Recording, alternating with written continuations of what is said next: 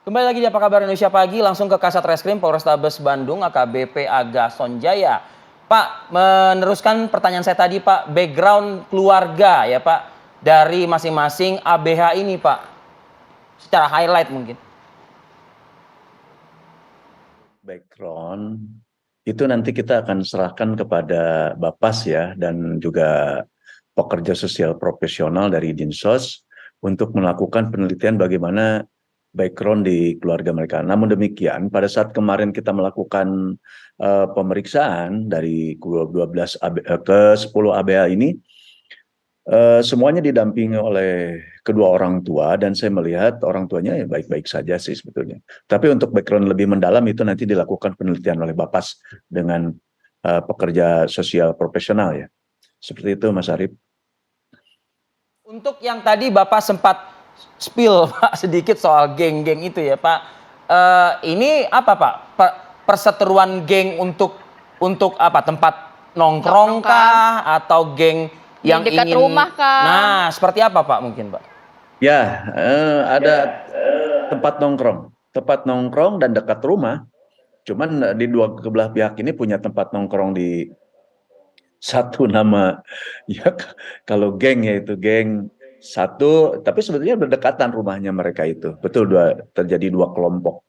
Ya semacam ego kelompok lah seperti itu ya kalau di orang dewasa begitu. Pak Kasat, dari informasi yang didapatkan pihak kepolisian saat ini anak-anak yang berhadapan dengan hukum, apakah juga ada sanksi dari pihak sekolah atau gimana Pak? Pihak sekolah kemarin juga dari Disdik sudah hadir di Polrestabes Bandung untuk mendampingi melakukan pemeriksaan. Namun demikian itu nanti mungkin sanksi kami serahkan kepada pihak sekolahan ya. Seperti itu, yang penting bahwa kami dari Polrestabes Bandung, karena ini adalah keterlibatan anak baik korban maupun juga kepada ABH, kami melibatkan semua sesuai amanah undang-undang. Kita libatkan semua dari pihak keluarga, dari advokasi anak, dari Bapas, dari pihak sekolahan, kita libatkan semua karena kita akan mencari jalan yang terbaik untuk anak. Penyelesaiannya seperti apa sebelum kita melangkah yang terakhir adalah proses hukum. Itulah sesuai amanah undang-undang sistem peradilan anak. Demikian Mas Arief. Apresiasi juga yang disampaikan oleh Pak Kasat tadi, ujungnya kami berharap ada restoratif gitu ya. Betul. Mungkin ya restoratif justice gitu ya Pak Kasat. Kalau kondisi korban saat ini seperti apa Pak? Kita mengkhawatirkan adanya guncangan psikologis Pak. Traumat. Nah itu kita sudah memintakan kemarin untuk dilakukan seks psikologis ya. Nanti hasilnya hasilnya belum kita dapatkan, tapi kita sudah nanti sudah kita mintakan seperti itu. Namun sampai saat sekarang sih kelihatannya mereka baik-baik saja. Mudah-mudahan ya baik-baik saja. Tetapi hasil secara resmi dari tim psikologi belum kami dapatkan, Mas Arief. Pak Kasat, jadi sebelumnya memang sempat berdamai atau gimana sih Pak antara ini korban dan juga ABH ini? Betul. Jadi pada Kamis dan Jumat terjadi tanggal 1, tanggal 2 Juni. Kemudian pihak Polsek tanggal 6 itu mendapatkan laporan dari warga bahwa tanggal 1 dan tanggal 2 hari Jumat itu ada kejadian keributan antara anak tersebut. Secara respon cepat ya, Polsek segera mendatangi tempat kejadian dan mengumpulkan anak-anak berikut orang tuanya untuk dilakukan perdamaian untuk mencegah kejadian berlanjut. Namun demikian, esok harinya tanggal 7 dari ABH anak masih ada yang melakukan sedikit intimidasi kepada korban anak, sehingga orang tua merasa ini sangat riskan atau mungkin merasa terancam dan bagaimana kelanjutannya, sehingga untuk itu kita dari Polrestabes Bandung juga merespon cepat untuk segera menarik perkara tersebut dari Polsek Cicendo. Karena kebetulan unit PPA itu hanya ada di Polrestabes Bandung, kalau di Polrestabes Bandung. Untuk di Polsek tidak ada unit PPA. Maka itu untuk dilakukan proses lebih lanjut. Intinya bahwa kita ya untuk tidak mencegah bahwa ini terjadi lebih lanjut. Demikian Ya, betul. Mbak Rati, Sepakat dengan itu. Mas Arief. Ya, terakhir Pak Kasat, himbauan apa yang bisa disampaikan oleh penegak hukum dalam hal ini ranah kepolisian, Pak, terkait peristiwa ini? Oke. Dari pihak kepolisian sendiri sebetulnya kita mempunyai fungsi preemptif, preventif, dan juga represif. Preemptif dari binmas-binmas kita, dari polisi RW, menyampaikan kepada warga sekolah untuk mencegah ya anak-anak terjadinya kekerasan terhadap anak. Preventif, fungsi preventif kita pada saat bubaran sekolah, ya mobil-mobil patroli ada untuk mencegah pertemuan-pertemuan anak-anak sekolah terjadi keributan. Namun ini kan terjadi di luar sekolah, yaitu terjadi di dalam gang-gang. Represif ya kita sudah juga kita melakukan tindakan-tindakan penegakan hukum seperti itu. Namun demikian ini tidak cukup menurut saya untuk mengatasi seperti ini. Ini perlu keterlibatan semua. Orang tua, pihak sekolah, warga, ya kita pihak penegak hukum itu harus bersama-sama. Terutama memang kita akses sosial media yang begitu luas bisa diakses oleh anak-anak. Seperti kita lihat banyak di dalam sosmed itu tentang kekerasan dan dapat diakses oleh anak-anak dilihat. Nah ini tentunya perlu pendampingan dari pihak orang tua. Bagaimana bijak memberikan akses untuk anak melihat sosial media tentang kekerasan ini. Ini intinya edukasi yang harus diberikan kepada anak-anak ya. Anak-anak kebetulan masih berkembang, otaknya masih terbuka lebar sehingga memang cepat menyerap informasi, cepat menanggapi sesuatu. Ya ini peran orang tua, peran sekolah, peran warga semua untuk mengantisipasi. Jangan warga jangan apatis ketika melihat kejadian ini, segera melaporkan. Untuk kejadian ini ya Pak ya.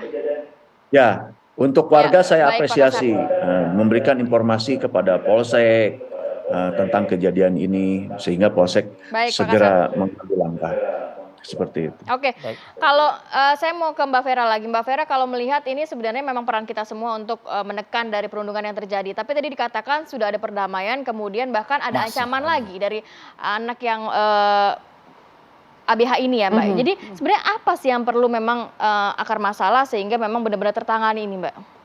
Pendampingan kontinu ya, karena kan kita bicara soal anak-anak di bawah umur ya, usia SD, SMP gitu ya, mereka di mana mereka masih punya perlu pendampingan secara kontinu. Pendampingannya dalam hal apa? Pendampingan dalam misalnya contoh kecil misalnya dari orang tua ya gitu ya, ada obrolan hari ini ngapain aja di sekolah gitu. Tapi tentu dengan nah ini challenge-nya buat orang tua dengan gaya yang nggak bikin anaknya baik-baik aja, biasa gitu ya, oke gitu ya, cuma jawab singkat-singkat aja. Tentu ada trik-trik lain gimana supaya komunikasi bisa lebih terbuka dari itu. Terus pendampingan dengan apa yang dia tonton, apa yang dia konsumsi, apa yang dia lihat di media sosial. Nah, tadi kan dibilang setelah udah ada perdamaian tapi tetap ada intimidasi. Nah, ini kan bisa masuk lewat media sosialnya si anak gitu ya. Nah, itu juga harus dipantau dengan siapa anak berkomunikasi lewat gadgetnya, apa yang dia tonton, salah atau benar yang dia tonton. Jadi pastikan ketika anak menangkap sesuatu di media sosialnya, itu terbentuk persepsi yang tepat. Jangan sampai terbentuk persepsi yang salah. Nah, itu bagaimana caranya ya? Perlu ada komunikasi yang baik antara orang tua dan anak gitu. Sudahkah sanksi yang diberikan selama ini kepada ABH ini sudah cukup membuat efek jera? Jangan sampai setelah memang selesai dibina, selesai urusan ini kemudian melakukan lagi di lain waktu begitu Mbak? Nah, tadi seperti saya bilang dalam satu peristiwa bully itu kan paling tidak ada 3 ya yang terlibat. Ada pelaku, ada korban, ada bystander, ada saksi. Nah, masing-masing punya isu sendiri-sendiri. Nah, ini perlu dilihat latar belakang masing-masing. Kenapa pelaku melakukan ini gitu ya. Seperti contohnya saya pernah dapat kasus pelaku bully gitu ya, ternyata dia korban bully di rumah. Nah, ini kan penanganannya berarti beda lagi Harus, gitu ya. ya. Ada lagi anak yang memang dia terbiasa untuk dapat apa yang dia mau. Jadi untuk menunjukkan powernya di situ gitu. Nah, itu beda lagi penanganannya. Untuk korban juga ada lagi anak yang memang dia diem aja karena untuk semata-mata dapat teman gitu. Saya nggak apa-apa deh, saya rela dibeginiin asal saya punya teman gitu ya. Jadi tetap walaupun temannya menyakiti gitu. Ada yang seperti itu. Oke, Mbak Vera, ini pertanyaan agak nyeleneh sih sebetulnya meskipun Ya. tidak sampai harus seperti itu. Perlukah mengembalikan fungsi dan peran beberapa stakeholder seakan-akan kayak sedikit menakutkan gitu?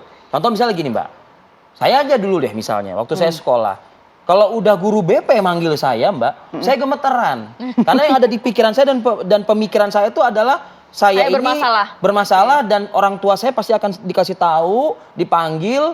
Ada sanksi Dan untuk saya. ancamannya adalah saya mungkin terancam nggak bisa lagi sekolah di tempat ini gitu. Oke. Itu misalnya dari guru BP dengan pihak kepolisian. Kan tadi kan ada unsur mediasi itu Mbak. Nah, melihat baju polisi aja dulu saya itu Takut. iya gitu loh Mbak gitu. Sekarang anak-anak sekarang meskipun kayaknya saat ini beda kan ya. semua lembaga-lembaga ini kan tentu kan akan bergerak lebih humble, lebih lama begitu kan. Nah, ini kan bertolak belakang Mbak gitu loh. Figur-figur itu bisa aja dimunculkan lagi. Tapi jangan lupa. Bukan ingin membuat ketakutan lagi buat anak, tapi serius anak ini melihatnya, oh kalau dipanggil BP. Ya, ini satu hal yang serius. Oke, tapi keluar dari ruang BP, keluar dari lingkungan sekolah, Keluar dari kantor polisi. dia ketemu lagi sama teman-teman yang, Oh, oke. nah itu juga Lingkungannya itu menakutkan. ya. Ya nggak akan beres juga. Iya, itu juga menakutkan buat anak, ditekan setiap hari. Mungkin ketemu sama guru BP bisa seminggu sekali gitu ya, tapi ketemu sama teman-temannya yang memang mendorong dia untuk melakukan kekerasan, cemen lo nggak berani gitu aja gitu ya, nggak Keluar dari geng deh kalau nggak nah ini. gitu, nggak usah gabung sama kita deh. Nah itu mereka temui setiap hari. Nah itu yang kita harus mengerti. Jadi anak-anak ini perlu diberikan pilihan, tindakan apa sih yang dia bisa lakukan untuk menghindari itu. Karena pasti dia tahu kan, oh nggak bagus membuli, oh nggak bagus melakukan kekerasan. Tapi dia tidak tahu bagaimana cara menghindari Atau itu. disalurkan kepada kegiatan yang positif Nah begitu itu ya. bisa jadi. Tadi kan Pak Kasat juga bilang asal muasalnya nongkrong. Iya. Nah iya. pertanyaannya kenapa sekarang mereka bisa nongkrong? Nggak ada kegiatan lain kah? Oh, orang tua nggak nyari ya? Apa gitu. kayak les lagi, apa ini ya segala macam dibuat sibuk. Seringkali orang tua terjebaknya kasih les lagi, lesnya pelajaran. Gitu. Kasih aktivitas fisik, ikut klub olahraga atau kalau mereka sekumpulan geng gitu ya, ada 5 orang ya jadikan tim basket misalnya. Jadi kasih kegiatan mereka yang bisa mereka juga eksis di situ. Iya, iya. Dan kita perlu ingat kalau usia remaja mereka juga mencari eksistensi kan. Iya. Saya tuh anak apa sih gitu, Iya. anak yang jago apa sih gitu. Kalau nggak punya itu, mereka akan mencari-cari. Jago gitu berantem jadinya ya. Jago berantem, Dan jika ada berani, tanda-tanda viral atau gitu. deteksi anak kita sedang mencari-cari, segera ya mungkin ya diarahkan, disalurkan ke hal-hal yang sangat-sangat positif. Iya, gitu. jadi begitu masuk usia SD orang tua sudah harus tahu, wah anak saya ini perkembangannya berubah nih, dinamikanya nih. Dia akan punya peer group, dia butuh merasa menguasai sesuatu, ada sense of competence di situ. Nah, berikan sesuatu bidang yang dia memang bagus di situ dan dia bisa kuasai. Kalau dia punya itu, punya sesuatu yang bisa dia banggakan, dia nggak akan mudah terpengaruh untuk ikut hal-hal yang seperti itu. Betul. Oke Mbak Vera, terima kasih banyak Mbak. Terima kasih banyak Mbak Vera. Sama-sama, terima Atas kasih. pandangannya ya. Waduh, luar biasa. Pak Kasat juga terima kasih Pak Kasat banyak. terima Pak kasih Kasat Pak atas sudah waktunya bergabung. hari Minggu ini Pak.